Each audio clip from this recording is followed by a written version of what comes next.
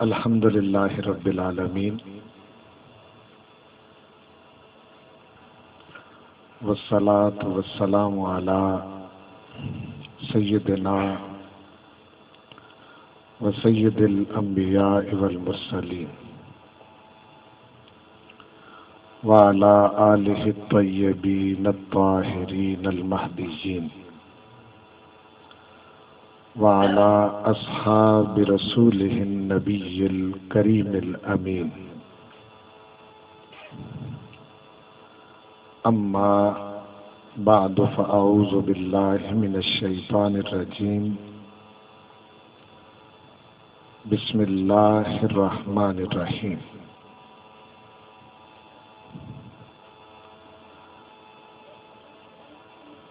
وَلَقَدْ آتَيْنَا سبعا من المثاني والقرآن العظيم صدق الله مولانا العظيم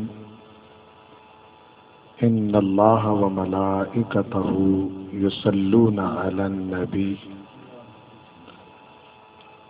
يا أيها الذين آمنوا صلوا عليه وسلموا تسليما اللهم صل على سيدنا ومولانا محمد وعلى آل سيدنا ومولانا محمد وأصحاب سيدنا ومولانا محمد وبارك وسلم عليه والصلاة والسلام عليك يا سيدي يا رسول الله وعلى آلك وأصحابك يا سيدي يا حبيب الله الصلاة والسلام عليك يا سيدي يا شفيع المذنبين وعلى آلك وأصحابك يا سيدي يا رحمة للعالمين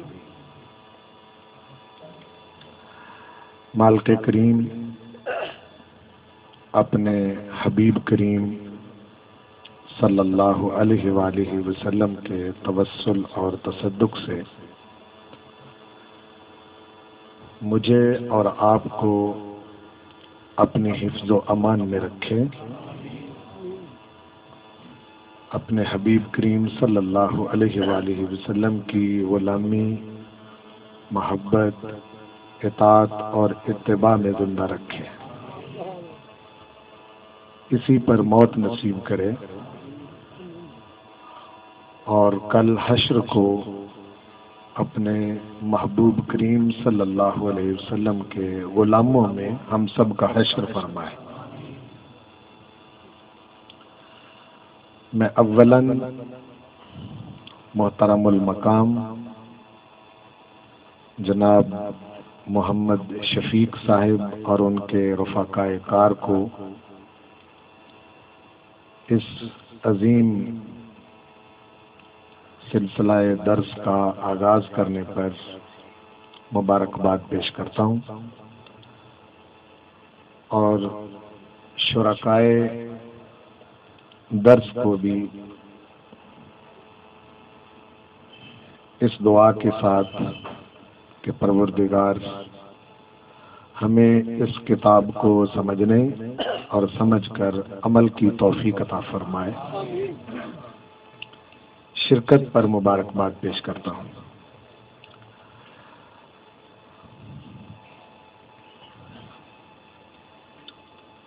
محترم المقام جناب محمد شفیق صاحب جن کے گھر میں ہم سب جمع ہیں، ان کی دیرینہ خواہش تھی، کئی مرتبہ انہوں نے اپنی اس خواہش کا اظہار کیا۔ یہ اچانک پروگرام شروع نہیں کیا گیا، بلکہ عرصہ دراز سے ان کی تمنا تھی۔ کئی بار انہوں نے مجھے کہا، میں بھی اپنی مصروفیت کی وجہ سے کچھ اس کا آغاز نہ کر سکا۔ بہرحال کام اسی وقت ہوتے ہیں جس وقت اللہ کو منظور ہوتا ہے۔ بندے کے ارادے کے ساتھ ارادہ الہی مل جائے تو کامیابیاں ہو جاتی ہیں۔ بندہ جو مرضی چاہے اس کا مالک نہ چاہے تو کچھ بھی نہیں ہوتا۔ دونوں ارادوں کا ملنا ضروری ہے۔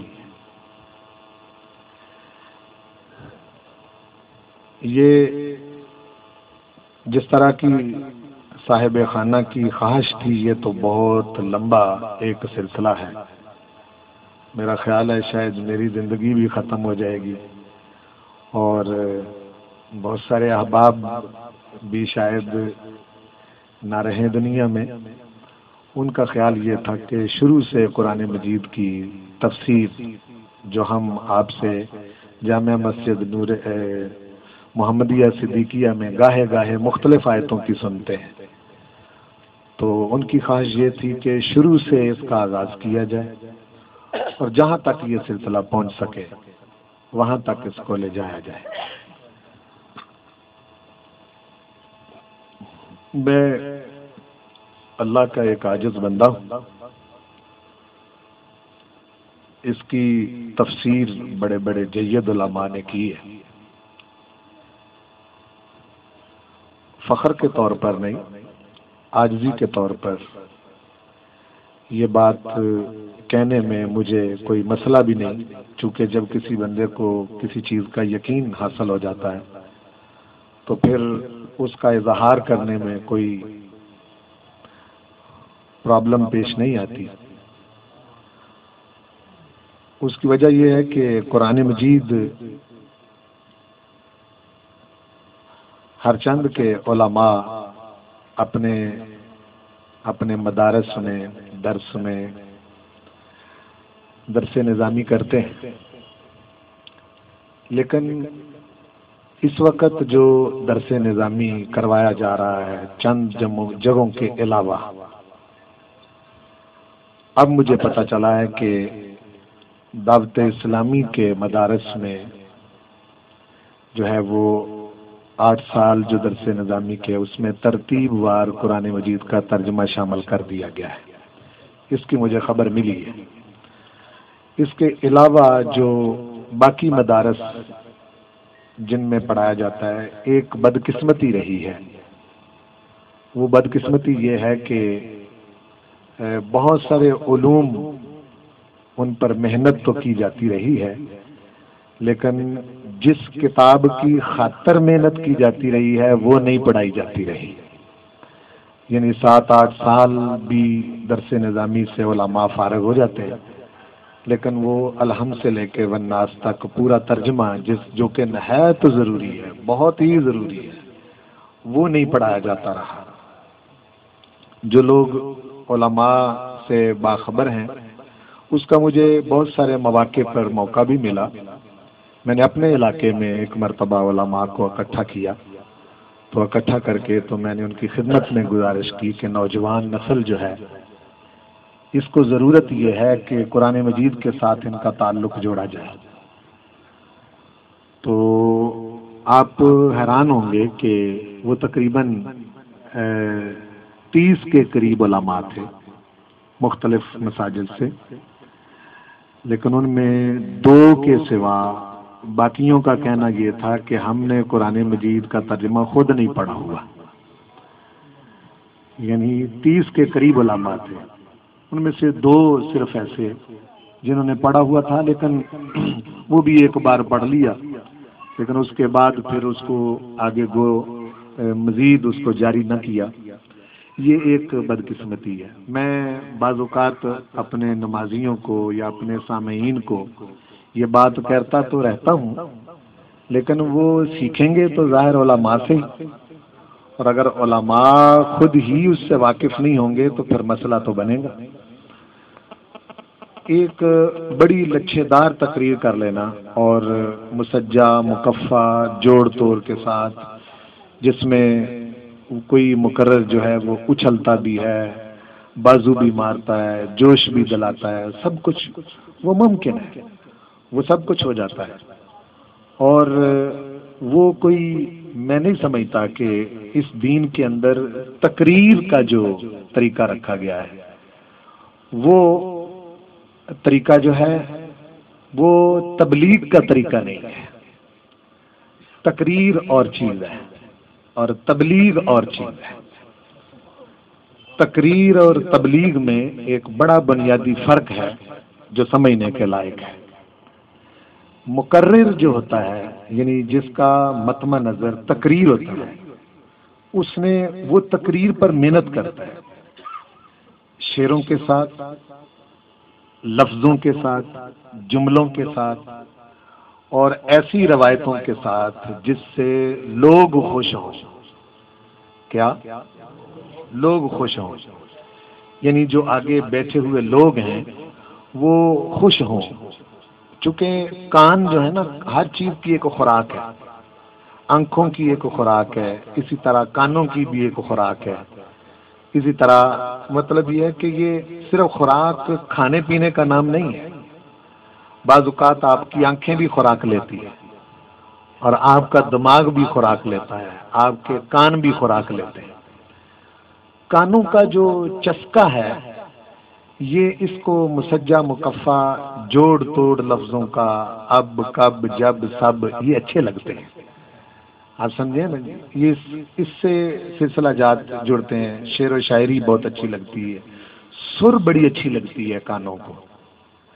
یہ تقریر میں سب کچھ ہوتا ہے، لیکن تبلیغ جو ہوتی ہے اس میں جو پیش کیا جاتا ہے تبلیغ میں، اس میں یہ ضروری نہیں کہ جو سامنے بیٹھے ہوئے لوگ ہیں وہ خوش ہی ہوں، یہ ضروری نہیں ہوتا، بلکہ تبلیغ کے جواب میں ایسا بھی ہو سکتا ہے کہ آپ سارے مجھ سے ناراض ہو جائیں، ایسا بھی ہو جاتا ہے جی۔ بعض اوقات تو ایسا ہو جاتا ہے کہ کوئی چیز آپ کو اچھی لگے گی تو آپ اس سے خوش ہو جائیں گے، لیکن بعض اوقات ایسا ہوگا کہ آپ سارے بھی ناراض ہو سکتے ہیں، کہ یعنی کوئی انفرادی طور پر ناراض ہو سکتا ہے، کوئی اجتماعی طور پر بھی ناراض ہو سکتا ہے۔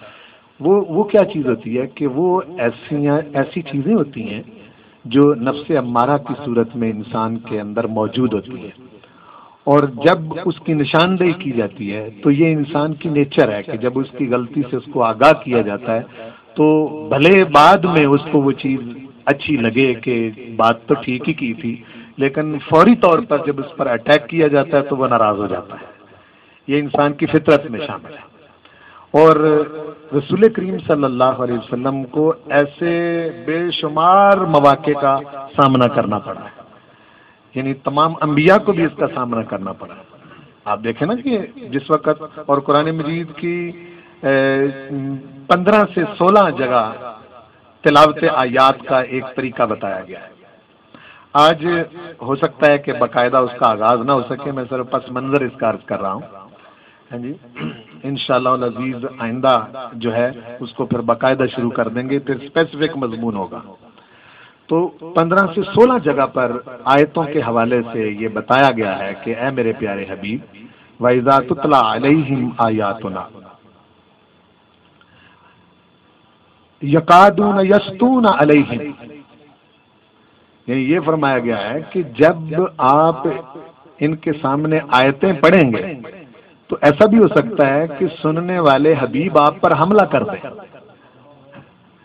اب آپ مجھے یہ بتائیں، یہ انداز ہمیں اس وقت نظر نہیں آتا، اس وقت ہمیں یہ موجود چکے، جس طرح ہمارے پڑھنے کا جو طریقہ کار ہے یا جس طرح ہم تلاوت آیات کرتے ہیں، چونکہ تلاوت آیات جو ہے یہ رسول کریم صلی اللہ علیہ وسلم کا پہلا منصب ہے تبلیغ کا، جہاں آپ کی ذات کو نعمت کے طور پر بتایا گیا ہے، وہاں پہلا منصب ہی یہی بتایا گیا ہے۔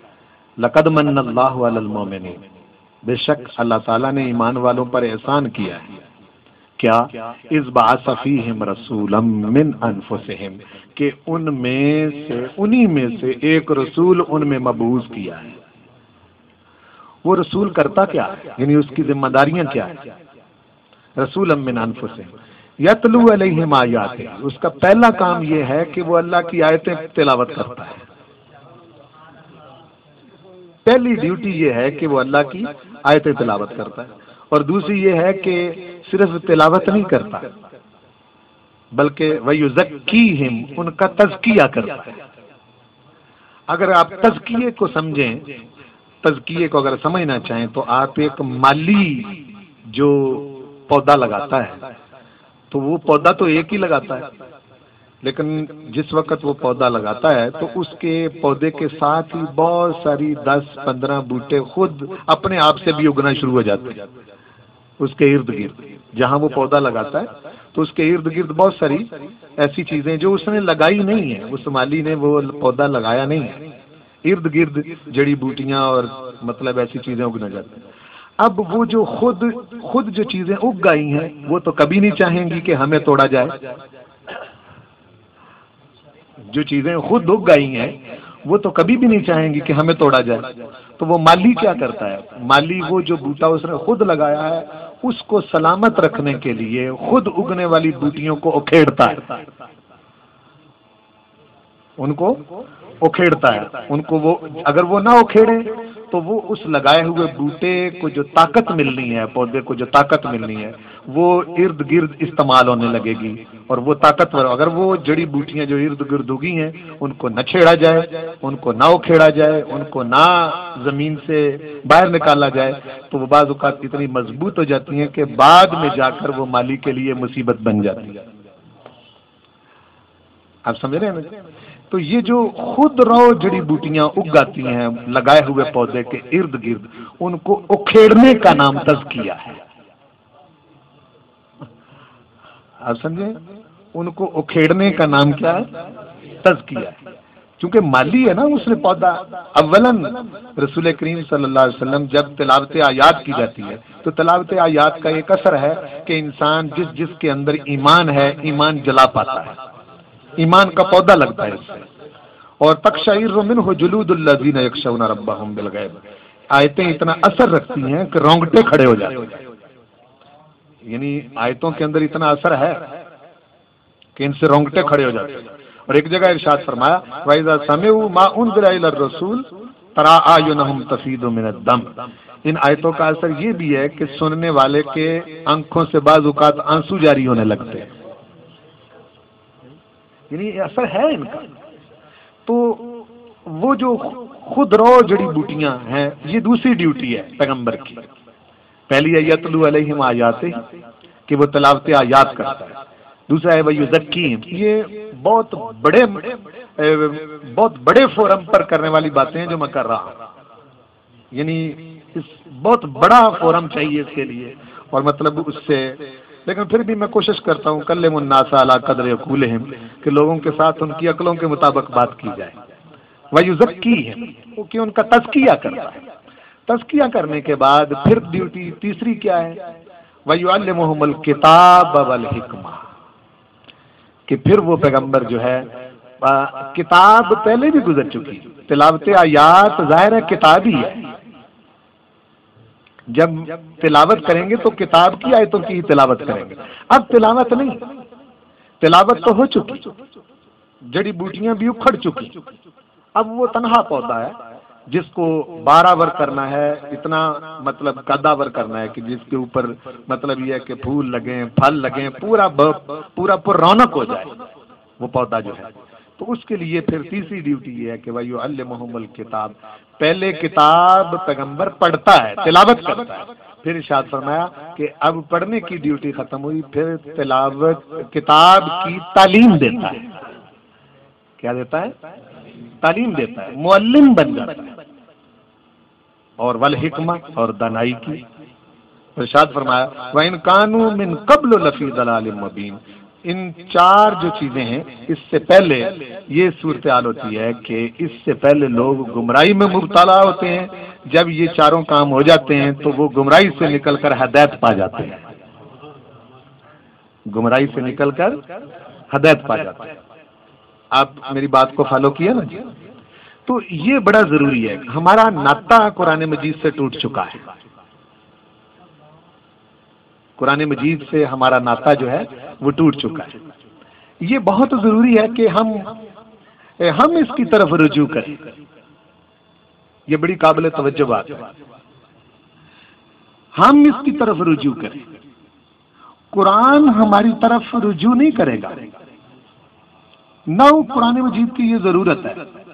وہ جس ہستی نے بھیجا ہے وہ ہستی بے نیاز ہستی ہے، اور جس حبیب پر بھیجا گیا ہے وہ حبیب بھی بے نیاز ہے. اور جنہوں نے اس کتاب کو لوگوں تک پہنچایا یہ کتاب بھی بے نیاز ہے، اس کو ہماری ضرورت نہیں ہے۔ یعنی دنیا کا کوئی شخص بھی قرآن مجید نہیں پڑھے گا، تلاوت نہیں کرے گا، تو اس سے قرآن مجید کی شان اور مرتبے میں فرق نہیں آئے گا۔ اس کا شان مرتبہ جو ہے وہ تو وہی رہے گا جیسا ہے۔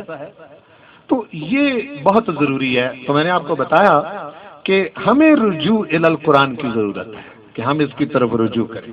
ہمارا اس کے ساتھ سلوک جو ہے وہ ٹھیک نہیں ہے، ہمارا رجوع الی القرآن نہیں۔ خیر کوئی بات نہیں۔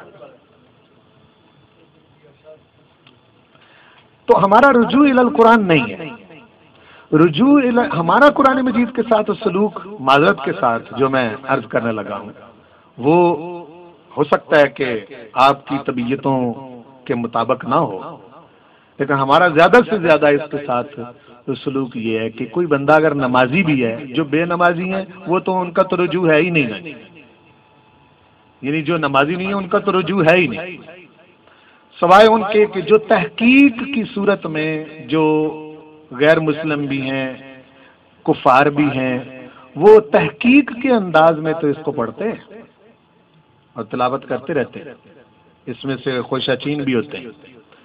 لیکن ہمارا جو اس کے ساتھ سلوک ہے، ہم نے اس کتاب کو کبھی زندگی حاصل کرنے کے لیے نہیں پڑھا، زندگی حاصل کرنے کے لیے نہیں پڑھا، یعنی اس خیال سے اور اس تمنا کے ساتھ ہم نے کبھی یہ رجوع نہیں کیا کہ میرا دل مر چکا ہے، مجھے زندگی یہ کتاب دے گی۔ اور یہ بڑا ضروری ہے، ہم نے اس کو مردوں کے لیے تو ضرور پڑھا ہے لیکن زندوں کے لیے نہیں پڑھا۔ مردوں کے لیے ضرور پڑھا ہے، وہ ہمارا انداز ہے۔ جب بھی ہماری والدہ فوت ہوتی ہیں ہم 15 20 40 مدرسوں سے قرآن اکٹھے کر لیتے ہیں، ایسا ہے نا۔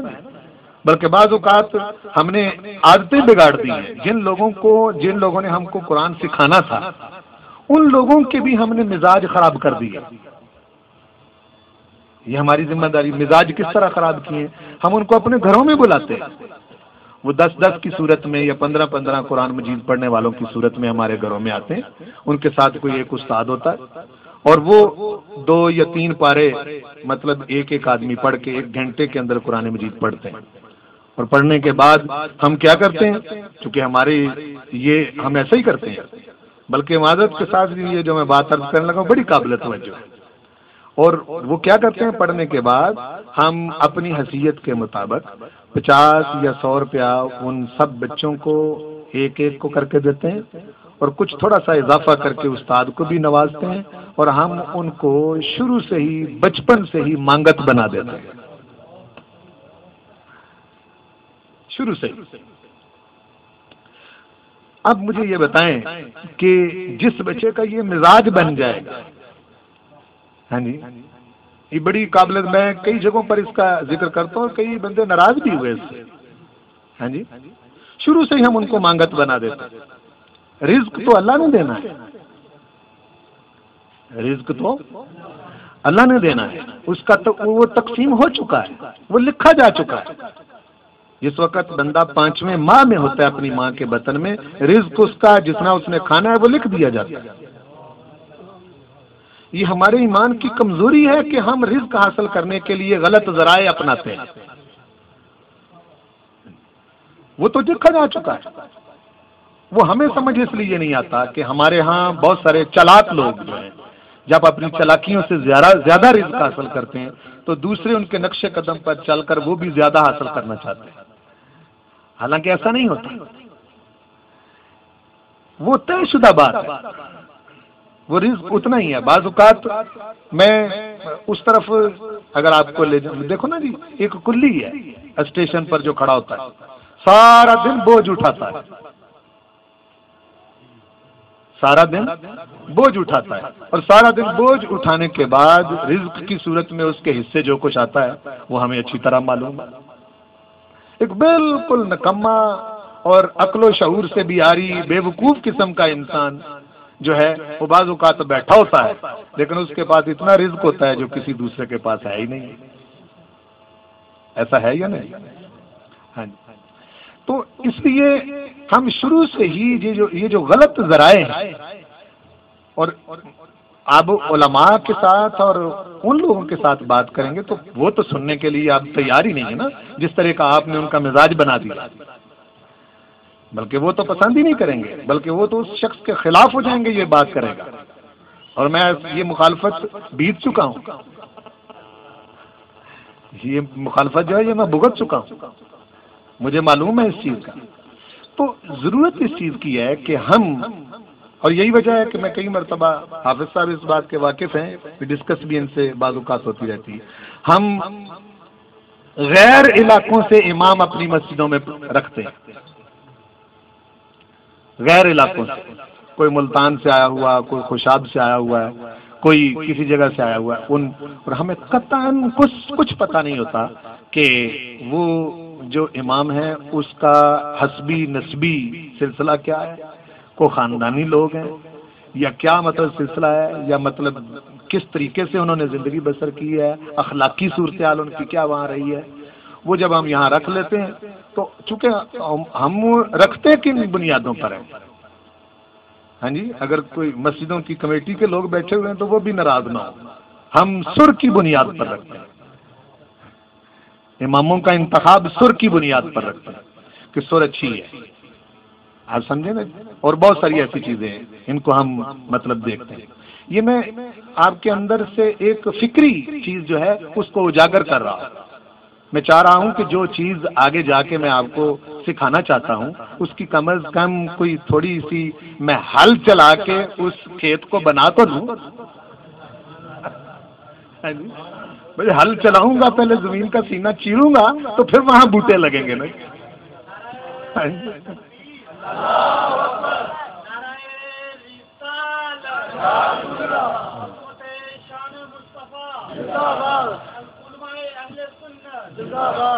تو زمین تو بالکل نہیں چاہے گی کہ مجھے دکھ دیا جائے. زمین جو ہے یہ تو بالکل نہیں چاہے گی کہ مجھے دکھ دیا جائے، مجھے تکلیف دی جائے. تو ظاہر ہے جب اس پر حل چلتا ہے تو اس کا سینہ چیرا جاتا ہے تو پھر تکلیف اور درد تو ہوتی ہے. اور جب تک اس کا سینہ چیر کے اس کو نرم اور زرخیز نہ کیا جائے اس وقت تک اس زمین سے پھل پھول لگنے کی کوئی امید نہیں ہو سکتی. وہ مختلف قسم کی جو ہے وہ گندی جڑی بوٹیاں تو اگا سکتی ہے لیکن خوشبودار پھول نہیں اگا سکتی. اور قرآن مجید جو ہے یہ پروردگار کے انوار و تجلیات کی بارش ہے. قرآن مجید جو ہے یہ پروردگار کے انوار و تجلیات کی بارش ہے. بعض اوقات آپ لوگ سوال کرتے ہیں کہ یہ بہت سارے لوگ جو ہیں وہ قرآن بہت پڑھتے ہیں، قاری ہوتے ہیں، حافظ ہوتے ہیں، لیکن ان کی اخلاقی صورتحال بڑی بری ہوتی ہے. یہ سوال کرتے ہیں. ہاں جی، اخلاق جو ہے ان کا اس درجے کا نہیں ہوتا کہ جس سے پتہ چلے کہ یہ بندہ جو ہے یہ قرآن مجید کی تلاوت کرنے والا ہے یا پڑھنے والا ہے. یہ شکوہ میں نے کئی لوگوں سے سنا ہے. آپ سمجھ رہے ہیں نا؟ تو فرق قرآن مجید میں نہیں ہے.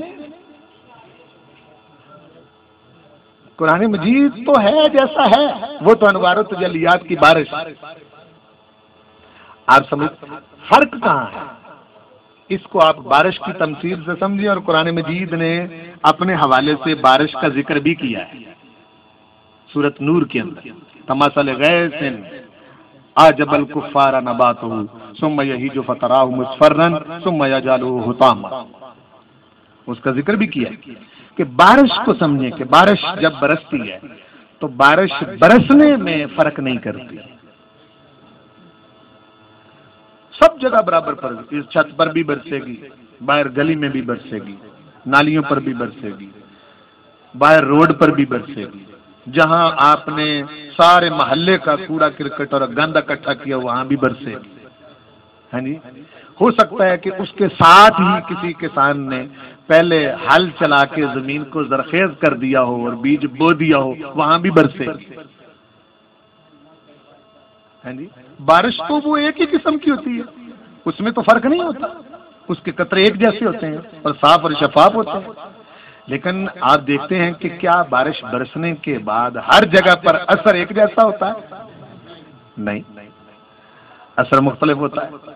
یہاں برسی ہوئی بارش جو ہے یہ بہہ جائے گی، باہر روڈ پر برسی ہوئی بارش جو ہے وہ بھی بہہ جائے گی، باہر جو جس جگہ کسی نے ہل چلایا پہلے سے زمین کو تیار کر دیا ہے وہاں بارش برستی ہے اور اثرات پیدا کرتی ہے، جہاں گند اور روڑی اور بہت کچھ اکٹھا کیا ہے وہاں بارش برسے گی، وہاں آپ پاس سے گزر نہیں سکتے، اتنی بدبو پیدا ہو جاتی ہے۔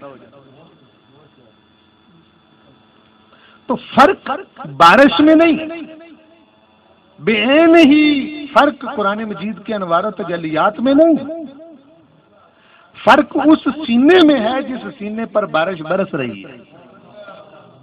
آیا وہ سینہ روڑی ہے یا وہ کوئی زرخیز زمین ہے؟ اگر تو وہ سینہ جو ہے وہ عقیدے کے اعتبار سے زرخیز زمین بن چکا ہے تو پھر اس کے سینے سے عشق مصطفیٰ پھوٹے گا۔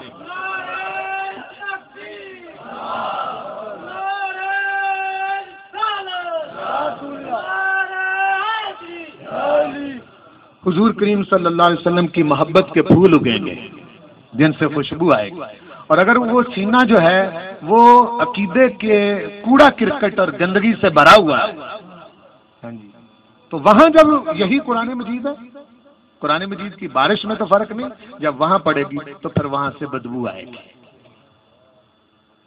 تو اس لیے ضروری یہ ہے کہ ہم اپنے سینے جو ہیں ان کو کھول کے قرآن مجید کی طرف ذرا رجوع کریں، یہ بہت ضروری ہے۔ اسی لیے حضور کریم صلی اللہ علیہ وسلم نے ارشاد فرمایا کہ میرے واسطے سے، میرے ذریعے سے، میرے توسل سے اللہ پاک نے قرآن مجید کی صورت میں جو تم پر کرم کیا ہے ہر شے بدل جاتی ہے۔ آپ لاکھوں روپیہ خرچ کر کے مکہ اور مدینہ جاتے ہیں، اصلی چیزیں نہیں رہی اب، وہ جو آپ کے زمانے کی چیزیں تھیں وہ اب آپ کو نظر نہیں آتی، بلکہ اب جانے والا وہ سمجھتا ہے کہ اگر وہاں وہ بیت اللہ شریف کا وہ جو مقام ہے وہ نہ ہو اور حضور کریم صلی اللہ علیہ وسلم کا روضہ مطہر یہ دو جگہ نہ ہو تو بندہ سمجھتا ہے کہ میں کسی یورپ کے ملک میں آ گیا۔ ہر شے بدل چکی ہے نا، چینج ہو چکی ہے، آپ سمجھ رہے ہیں نا؟ یہ دو جگہیں ہیں جنہوں نے امتیاز رکھا ہوا ہے، فرق رکھا ہوا ہے، تو لاکھوں روپے خرچ کر کے آپ وہاں جاتے ہیں، لاکھوں روپے خرچ کر کے ہر شے بدل چکی، ہر چیز بدل چکی۔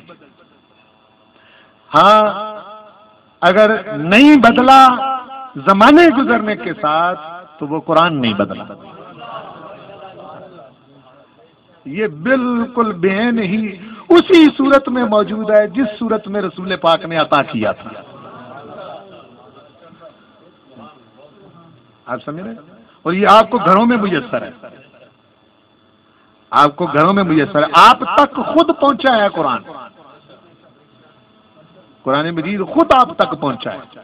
یہی وجہ ہے کہ دنیا کی کوئی کتاب وہ درجہ اور مرتبہ نہیں رکھتی جو اس کتاب کا درجہ اور مرتبہ ہے۔ کسی کو بالکل نہیں آتا تو اس کا درجہ یہ ہے کہ اس کو صرف تک لینا ہی عبادت ہے، اور پھر دوسرا درجہ جو ہے وہ اس کو پڑھنا ہے، اور تیسرا درجہ جو ہے وہ اس کو سمجھنا ہے، اور پھر چوتھا درجہ جو ہے وہ سمجھ کر اس پر عمل کرنا ہے۔ اور عمل کے آگے بھی کچھ چیزیں ہیں، یعنی عمل کرنے کے بعد پھر آگے بھی کچھ اس کے مقام ہیں، وہ مقام وہ ہے وہ ابھی آپ کو بتانا مناسب نہیں ہے، لیکن وہ تجربے میں اگر چیز آئے تو پھر ایک مقام ایسا بھی ہوتا ہے کہ بندہ اس کو پڑھتا ہے تو قرآن خود اس کو پڑھاتا ہے، خود اس کو پڑھاتا ہے، یعنی اس کو سمجھ نہیں ہوتی ان چیزوں کی، بالکل اس کو فہم بھی کبھی نہیں ہوتا، جب وہ اس کی تلاوت کرتا ہے تو قرآن مجید ایسے لگتا ہے خود اس کے ذہن پر نازل ہوتا ہے، یعنی آیتیں پھر خود بولنے لگتی ہیں، خود مفسر بن جاتی ہیں، خود تفسیر کرتی ہیں، اور ایک ایسا مقام آتا ہے کہ انسان دنیا جہان کی تفسیروں سے بے نیاز ہو جاتا ہے، ضرورت ہی نہیں رہتی اس کو پھر تفسیروں کی۔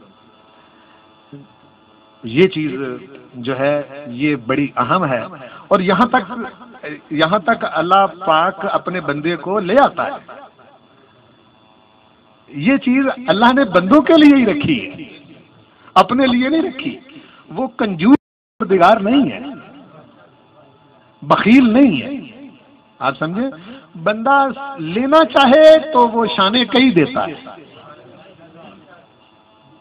وہ ایسا نہیں ہے کہ بندہ جو ہے وہ اس کی طرف رجوع کرے، وہ کہے کہ نہیں بھائی میں نہیں ہے، میں کیوں دوں تجھے. ایسا نہیں ہے، وہ ضرور عطا کرتا ہے. اور تھوڑا سا چلو میں اس کا ٹچ شروع کر دیتا ہوں آج. تو سورۃ الفاتحہ جو ہے، سورۃ الفاتحہ یہ قرآن مجید کا حصہ بھی ہے. بڑی توجہ سے میری اب جو چند جملے ہیں اس کو سنیں. قرآن مجید کا حصہ بھی ہے، لیکن قرآن مجید کا حصہ ہونے کے ساتھ ساتھ اس کی اپنی جدا شان بھی ہے. سورۃ الفاتحہ کا حصہ بھی ہے، اس کا جز بھی ہے. آپ کو معلوم ہے کہ قرآن مجید کا پہلا پارہ الف لام میم سے شروع ہوتا ہے. جب آپ 30 پارے کہتے ہیں، جس وقت آپ کہتے ہیں کہ جی قرآن مجید کے 30 پارے ہیں، تو وہ الف لام میم سے شروع ہو کے والناس تک 30 پارے ہوئے. تو سورۃ فاتحہ کیا ہوئی؟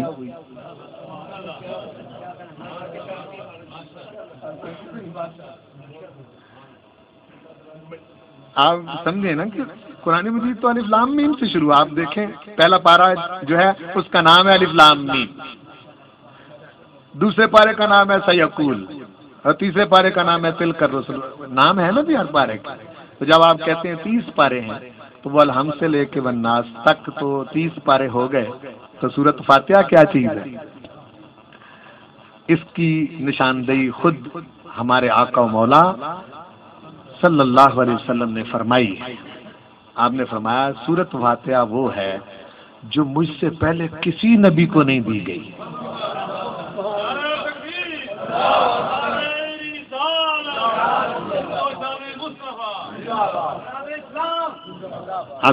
یعنی آدم علیہ السلام سے لے کر مسیح علیہ السلام تک، عیسیٰ علیہ السلام تک، یہ تحفہ پروردگار نے صرف اور صرف اپنے حبیب کو عطا کیا ہے. ارشاد فرمایا کہ پروردگار نے، چونکہ قرآن مجید تو ازلی کتاب ہے، یہ ایسی کتاب نہیں ہے کہ پروردگار نے اس کو بعد میں مرتب کیا، بلکہ اس کا اپنے بارے میں دعویٰ ہے بل ہوا قرآن مجید فی لوح محفوظ، کہ یہ قرآن مجید جو ہے اس کو پروردگار نے مرتب کر کے ترتیب دے کے تو پروردگار نے اس کو لوح محفوظ میں محفوظ کر دیا تھا. آپ سمجھے نا؟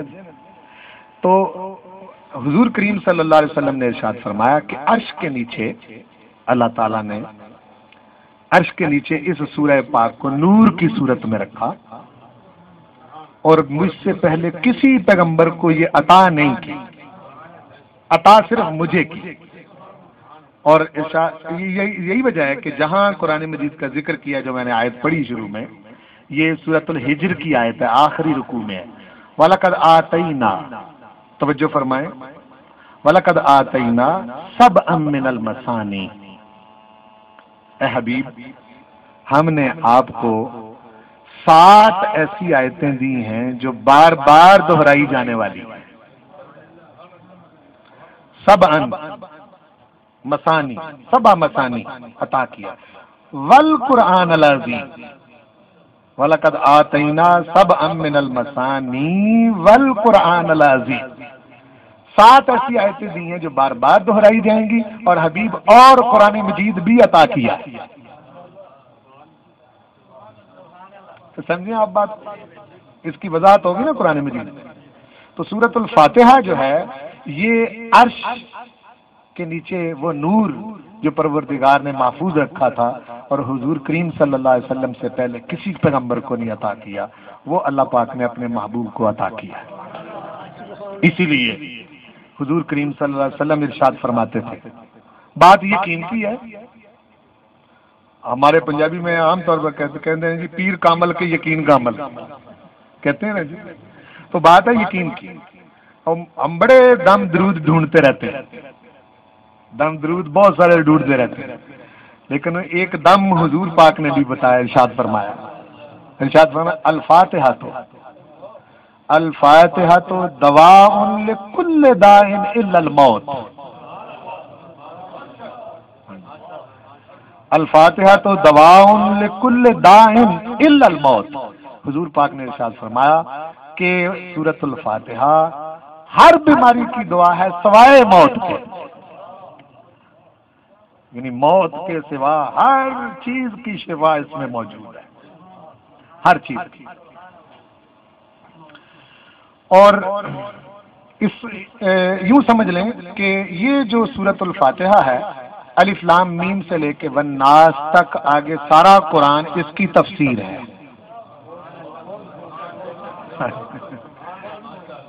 یعنی یوں سمجھ لیں آپ کہ سورۃ الفاتحہ جو ہے آگے الف لام میم سے لے کے والناس تک پورا قرآن مجید اسی کی تفسیر ہے، یہ افتتاح ہے اس کا۔ اور اس کو کثیر نام دیے، اس کا نام سورۃ الشفا بھی ہے، سورۃ الفاتحہ بھی ہے۔ فاتحہ کے کئی معنی علماء محققین مفسرین نے لکھے کہ انسان کے دل کا دروازہ بند ہوتا ہے، جب وہ سورت پڑھتا ہے تو اس کے دل کا دروازہ کھل جاتا ہے، دماغ بند ہوتا ہے یہ کھول دیتی ہے، ایمان کا دروازہ کھول دیتی ہے، جنت کے دروازے کھول دیتی ہے۔ یعنی اس کی بڑی شان ہے، بڑی شان کی صورت ہے۔ اور پوری روئے زمین پر جتنی سورۃ الفاتحہ پڑھی جاتی ہے کوئی دوسری سورت نہیں پڑھی جاتی ہے، سب سے زیادہ اس کو پڑھا جاتا ہے۔ اور پروردگار نے اس کا آغاز جو ہے وہ اپنی ایک کمال صفت کے ساتھ کیا ہے، کمال صفت کے ساتھ۔ اب وقت نہیں، میں صرف یہی ایک بات کر کے تو پھر اپنی بات کو ختم کروں گا کہ فرمایا الحمدللہ رب العالمین۔ میں یہاں ایک نئی چیز آپ کو بتانا چاہتا ہوں، یہ جو الحمدو کے شروع میں ال ہے یعنی الف لام ہے، اس کی 4 صورتیں، کتنی؟ 4 صورتیں۔ ایک ہے کہ یہ الف لام استغراقی ہے، اور ایک یہ ہے کہ یہ الف لام عہد ذہنی ہے، اور یہ ہے کہ الف لام عہد خارجی ہے، اور ایک اس کی اور صورت ہے جو بہت مبہم ہے۔ اور ہر معنی ہاں کسی بھی صورت میں اس الف لام کو لے لیا جائے وہ ساری کی ساری حمد و تعریف پروردگار کے لیے ثابت ہو جاتی ہے۔ یعنی اس کا معنی علماء نے یہ بھی کیا ہے کہ حمد جس جنس کو کہتے ہیں وہ بھی اللہ کی ہے۔ تعریف زمانے میں کسی چیز کی کریں، کسی چیز کی بھی کریں، آسمان کی کریں، زمین کی کریں، دریاؤں کی کریں، پہاڑوں کی کریں، درختوں کی کریں، پھولوں کی کریں، پھلوں کی کریں، انسان کی کریں، انسان کے حسن و جمال کی کریں، جس کی بھی تعریف کریں گے وہ ساری تعریف اکٹھی ہو کے لوٹ جائے گی پروردگار کی طرف، لوٹ جائے گی۔ جب آپ آسمان کی تعریف کریں گے تو یہ بالواسطہ مالک کی تعریف ہوگی، جب زمین کی تعریف کریں گے تو بالواسطہ مالک کی تعریف ہوگی، جب پھولوں کی تعریف کریں گے، پھلوں کی تعریف کریں گے، انسان کے حسن و جمال کی تعریف کریں گے تو لوٹ جائے گی پروردگار کی طرف، اس لیے کہ یہ سب کچھ بنانے والا تو وہی ہے، کسی اور کے تو بس میں ہے ہی نہیں کیسا کرے۔ تو فرمایا، اور پھر یہاں پروردگار نے اپنا ذاتی نام لیا الحمدللہ، تمام تعریفیں، جن سے تعریف، میرے ذہن میں جو تعریف ہے، خارج میں جو تعریف ہے، کائنات میں جو تعریف ہے، کسی جگہ بھی جو تعریف ہو رہی ہے، ارشاد فرمایا اس کا معنی یہ ہے الحمد، تعریف جس کو کہتے ہیں وہ ہے ہی للہ، اللہ ہی کی، یعنی حمد جس کو کہتے ہیں وہ کہیں ہو، کسی جگہ ہو۔ بعض اوقات وہ بندہ جو تعریف کر رہا ہے وہ خالق کی تعریف نہیں کر رہا۔ کیا کہہ رہا ہوں میں؟ یعنی اس کے ذہن میں کچھ اور ہے، دنیا کے اندر سارے خدا کو پوجنے والے نہیں ہیں، دنیا کے اندر سارے خدا کو پوجنے والے نہیں ہیں، ان کو بھی یہ سمجھا دیا ہے کہ جس کسی کی بھی تعریف کرو گے تعریف تو پھر لوٹ جائے گی اسی طرف۔ آپ سمجھے نا؟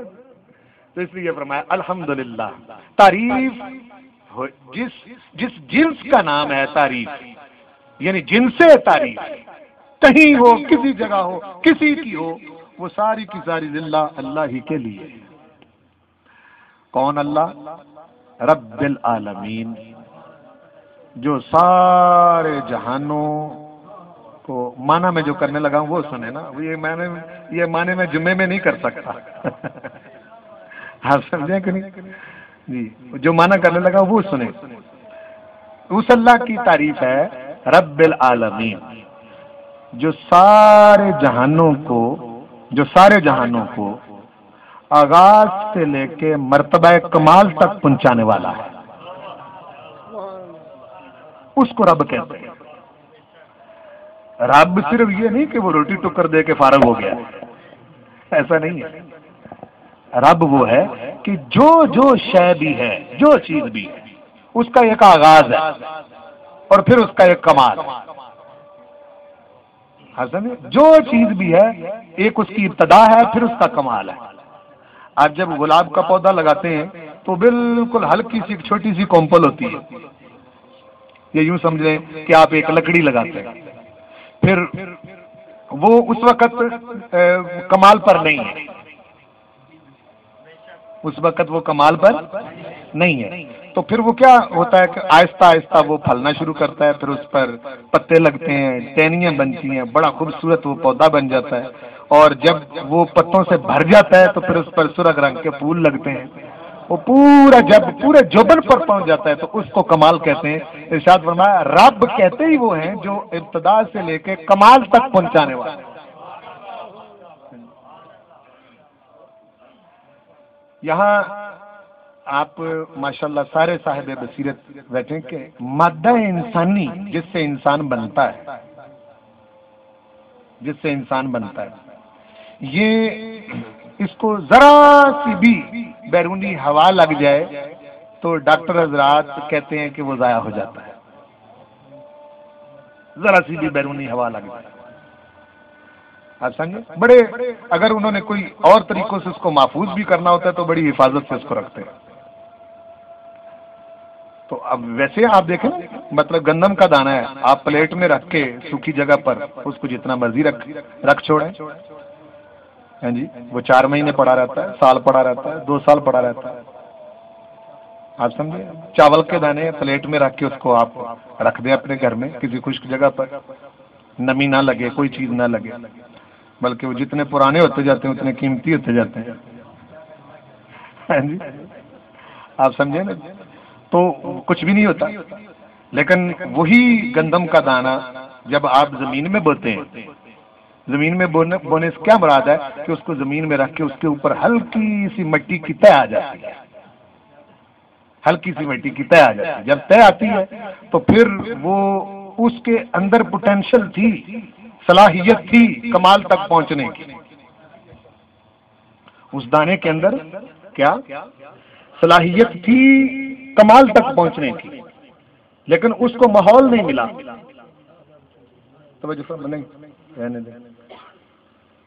اس کو ماحول نہیں ملا۔ ماحول کیا ملنا تھا؟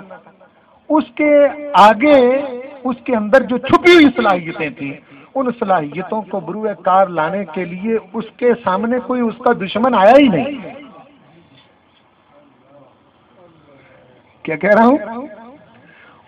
اس کا کوئی مزاحمت کرنے والا، مخالفت کرنے والا، اس کے سامنے کوئی دشمن ہی نہیں آیا۔ صلاحیتیں تو اس میں تھیں، بڑی صلاحیتیں تھیں، ایک گندم کا پورا پودا بن جانے کی صلاحیت تھی، ایک دانے سے اس میں کئی دانے بن جانے کی صلاحیت تھی، لیکن پڑا رہا۔ جو ہی وہ زمین کے نیچے گیا اور اس کے آگے اس کا ایک دشمن کھڑا ہو گیا مٹی کی صورت میں، ہاں جی، تو وہ اس کے اندر جو صلاحیتیں تھیں، پوٹینشل جو تھی، پھر وہ باہر نکلا، ہلکی سی کومپل کی صورت میں وہ زمین کا سینہ چیر کر باہر نکل گیا۔ آپ سمجھ گئے نا؟ وہ نکل، پھر وہ آہستہ آہستہ آہستہ آہستہ بڑھتے ہوئے کمال تک پہنچا۔ تو اس کا ایک آغاز تھا اور ایک اس کا کمال تھا۔ رب اس کو کہتے ہیں جو آغاز سے لے کے کمال تک پہنچانے والا۔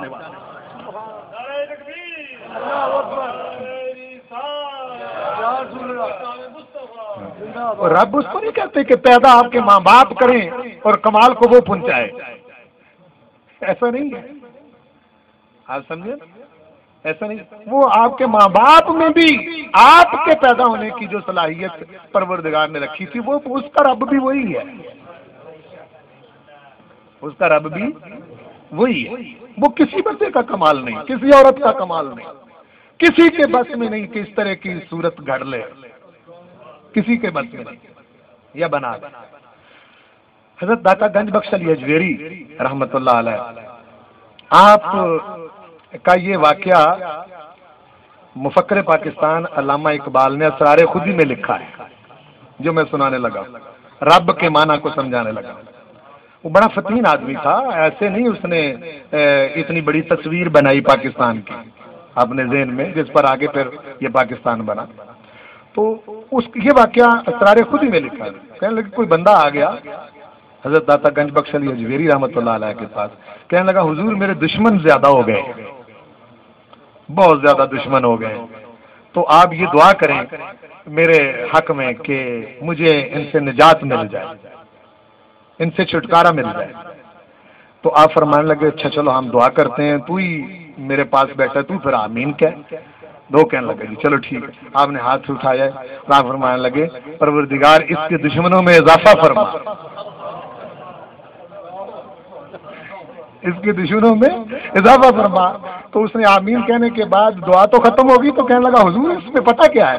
آپ فرمانے لگے تیرے اندر بڑی صلاحیتیں ہیں، جب تک تیرے سامنے کوئی دشمن کھڑا نہیں ہوگا وہ صلاحیتیں باہر نہیں آئیں گی، وہ صلاحیتیں باہر آتی ہی تب ہیں جب سامنے مزاحمت آئے، ہیں تو صحیح اس کے اندر۔ یہی وجہ ہے کہ آپ قرآن مجید کو دیکھیں، جہاں بھی جس پیغمبر کی بھی بات کی ہے، ان سارے پیغمبروں کی دعوت کو جہاں اکٹھا کیا ہے وہاں فرمایا ہے کذالک جعلنا لکل عدو من المجرمین، کذالک جعلنا لکل نبی عدوا من المجرمین۔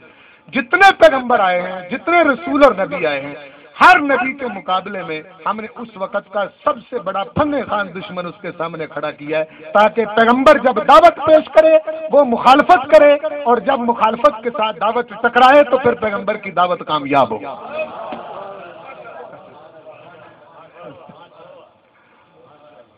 ہم اپنی سفید چادر پر داغ لگنا پسند نہیں کرتے، ہاں جی، آپ جب آپ باہر نکلیں گے تو ہم اس بات کو پسند نہیں کرتے، جی ہم نکلیں جی لوگ کیا کہیں گے، جی ہم دعوت دیں، ہم پیغام پہنچائیں، ہم لوگوں تک نیکی کی بات پہنچائیں، ہم لوگوں کو سکھائیں، ہم لوگوں کو یہ بات بتائیں، کیا ہوگا؟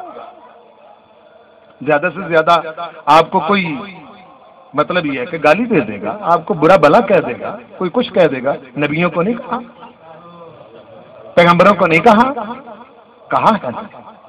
اس لیے فرمایا الحمدللہ رب العالمین۔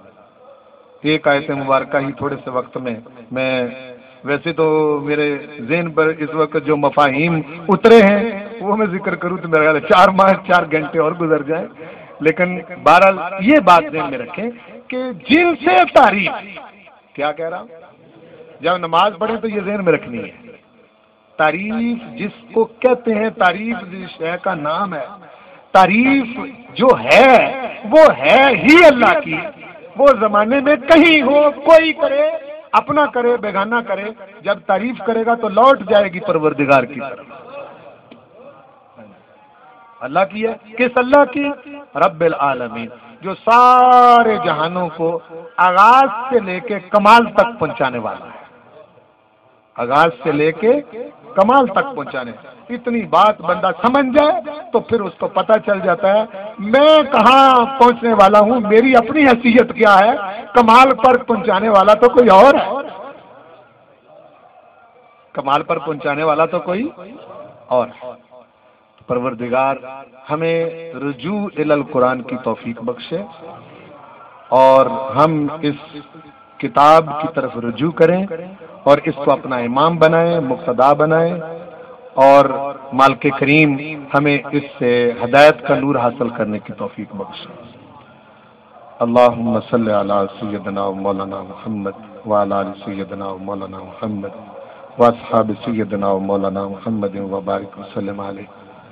مالک کریم یہ جن دوستوں نے درد دل محسوس کرتے ہوئے خاص طور پر اس کا منبع جامع مسجد محمدیہ صدیقیہ ہے جہاں یہ احباب حاضر ہوتے ہیں اور ضرورت محسوس کی انہوں نے، پروردگار ہمارے نہایت محترم محمد شفیق صاحب اور ان کے رفقائے کار ساتھی جو ان کے ہیں سب کو اس کار خیر اور اچھے سلسلے کے آغاز کرنے پر مالک کریم اپنی جناب اور اپنی وسعت کے مطابق جس طرح تو کمال تک پہنچانے والا پروردگار ہے